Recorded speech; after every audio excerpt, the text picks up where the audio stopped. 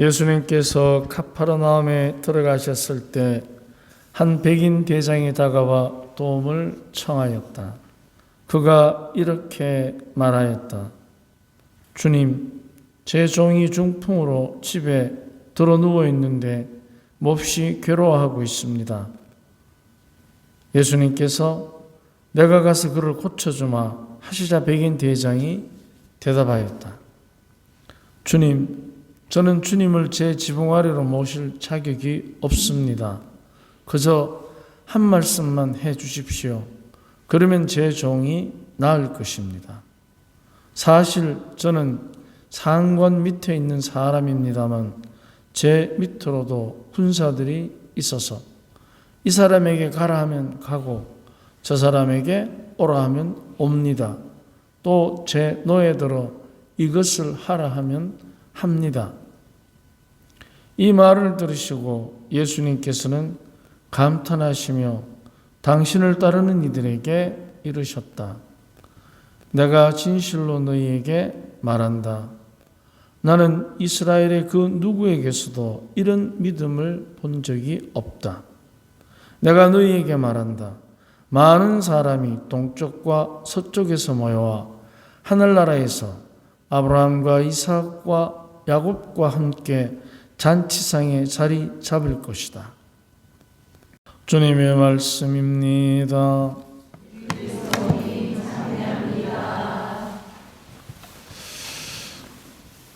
우리가 중풍이라고 하면은 몸이 불편합니까? 아니면은 편안합니까?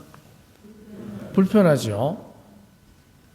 즉 사지를 마음대로 움직일 수 없는 그런 상태의 병증을 앓게 되는데, 자, 그러면 오늘 복음의 중풍 환자는 그냥 중풍 환자입니까? 아니면 다른 직업이 있습니까? 직업이 뭐로 나옵니까? 종입니다. 종. 자, 그러면 종인데 중풍이 들면 자기 몸을 제대로 가누지 못하니까 하고 싶은 대로는 물론 못하겠지만 나아가서 주인이 시키는 것을 할 수 있습니까? 없습니까? 없죠. 바로 이겁니다. 하고 싶은 대로도 안 되는데 시키는 대로도 못합니다. 이게 중풍의 병의 병증이에요. 그렇다면 이 환자는 종입니다. 종은 원하는 대로 합니까? 시키는 대로 합니까? 맞습니다. 바로 거기에 종의 특징이 있습니다. 그런데 중풍병자이기 때문에 시키는 것을 못합니다. 자, 그러면 멀쩡한 종인데 주인이 시키는 것에 대해서 종이 불만을 가지면 어떻게 되겠습니까? 종 노릇을 제대로 할 수 있겠습니까? 없겠습니까? 없죠. 그렇다면 이 중풍은 우리가 두 가지로 봐야 됩니다. 그 특징상. 왜냐하면 하고 싶은 대로도 못하고 시키는 대로 못합니다. 그렇기 때문에 자, 그러면 이제 종인데 시키는 대로 하는 것에 관해서 불만을 갖게 되면, 그러면 종인데 시키는 데서 불만을 가지면 하고 싶은 대로 할 수 있겠습니까? 어떻게 됩니까? 시키는 대로 불만을 가지면 그 불만을 가진 것에 반해서 하고 싶은 대로 할 수 있겠습니까? 없겠습니까? 어때요? 종이 주인이 시키는 것에 관해서 불만을 가지게 되면 종입니까? 종이 아닙니까? 바로 그겁니다. 여기서 그러면 이 이야기를 전체를 이렇게 엮어보면 중풍 환자는 자기가 누구라는 정체성을 잊어버린 사람을 얘기합니다. 남편이 자기 여자에 대해서 남편으로서 정체성을 잃어버리면 어떻게 됩니까? 아내를 아내로 봅니까? 아니면은 우습게 봅니까? 대부분 자매님들인데, 자매님들은 나를 우습게 보는 내 남자를 공경합니까? 더 우습게 봅니까? 지랄같이 보자. 또 지랄을 하는구나. 그러면은 한 사람은 우습게 보고 한 사람은 지랄 맞게 보면 내 남자 내 여자입니까? 아니면 옆집 남자 옆집 여자보다 못합니까? 못하겠죠. 여러분은 어떻습니까? 그 여자의 남자로서 그 남자의 여자로서 충실하십니까? 그럼 이 중풍병자는 누구를 보고 하는 이야기겠습니까? 우리를 보고 하는 얘기입니다. 자기의 정체성을 잃어버린 사람들. 우리는 언제 정체성을 잃어버립니까? 시키는 대로 할 때입니까? 하고 싶은 대로 할 때입니까? 하고 싶은 대로 하고 싶은데 하고 싶은 대로 안 될 때. 그러면 그때는 어떻게 되느냐? 시키는 것도 하기 싫어합니다. 이게 바로 정체성을 잃어버린 영적 중풍병의 현상입니다. 그러면 영적인 중풍병은 어디에서 오겠습니까? 다름이 아니라 내가 하고 싶은 데에서. 오늘 여기 오시기 전에 아침에 집에서 또는 혼자 있어도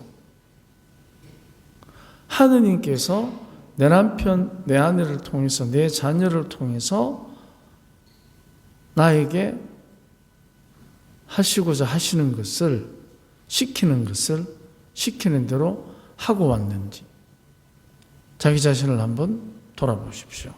아침 기도 또는 내 가족 중에 누군가, 친척 중에 누군가가 원하는 대로 돈이면 돈, 시간이면 시간, 노력봉사면 노력봉사. 과연 그것을 주인이 종에게 시키듯이 과연 우리가 하고 왔는지. 또 한 가지는 재밌는 이야기가 이 종에게 뭘 시키는 이 종을 대신해서 기적을 청하러 온, 치유를 청하러 온 이 주인이 굉장히 겸손한 사람입니다. 그러면 그 겸손한 주인이 종에게 과연 중풍 걸린 종을 염려하고 걱정하고 치유되기를 원하는 이 종의 주인의 겸손한 태도. 과연 우리는 그러면은 영적인 중풍병을 풀어내는 열쇠가 어디에 있는가? 겸손한 주인의 태도에 있습니다. 치유받은 사람. 치유받은 사람은 그렇게 종이지만 내가 시키는 대로 하는 사람이지만 그의 공공한 처지를 위해서 나설 줄 아는 거죠. 아픈 종은 아픈 대로, 주님은 주님으로, 자기는 주인이면서 정말 주인다운 주인의 겸손함으로. 이게 바로 뭐냐? 영적 중풍병을 치유할 수 있는 겸손함이 가져다주는 치유의 표시입니다. 남의 공공한 처지를 그의 입장에서 이해해 주는 것입니다. 종이 시키면 시킨 대로 하지 뭘 들어 눕기는 왜 눕어? 그래 하지 않습니다. 그 중풍병 걸린 종의 공공한 처지를 면하게 해주려고 나서는 것입니다. 나대는 것이 아니고 나서는 것입니다. 무엇을 위해서? 상대방이 처해 있는 공공한 처지가 치유되도록. 그래 나서니까 그 겸손함이 주님을 주님으로 알아 모시게 하는 것입니다. 저희 집에 오실 필요 없습니다. 그래서 그 사람이 저도 밑에 사람을 부리는데 가라 하면 가고 오라 하면 옵니다. 그러면 가라 하고 오라 할 때 이 겸손한 주인은 어떻게 명령을 하겠는가? 불만을 갖도록 명령을 하겠는가? 아니면은 위로하면서 명령하겠는가? 위로하는 명령은 명령이 아니라 울타리로 느껴집니다. 삶의 울타리. 근데 불만을 갖게 하는 명령은 감옥 같을 것입니다. 그러면 우리는 과연 영적 중풍병에 시달리면 우리 가정을 울타리로 만들겠는가, 감옥으로 만들겠는가? 감옥은 누구나 가기 싫어합니다. 그래서 감옥에 살면 서로가 서로를 향해서 범죄를 저지르게 됩니다. 그게 감옥입니다. 가족끼리 위로가 안 되고 그 반대로 대립과 비난과 분열을 맞이하게 됩니다. 그러면 감옥입니다. 근데 위로를 주면 울타리가 됩니다. 그러면 알아서 스스로 돌아옵니다. 오고 싶어 합니다. 며느라, 니는 전화도 한 통 안 하고 명절이 됐는데도 왜 시댁에 오고 싶어 하지 않느냐? 그럼 돌아봐야 됩니다. 내가 감옥을 만들어 놨는지 울타리를 만들어 놨는지.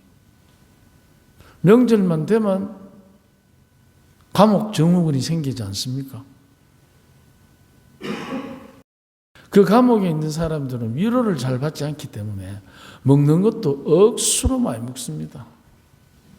명절 때 일 많이 해야 되지, 그죠? 전부 먹을 거 만드는 거잖아.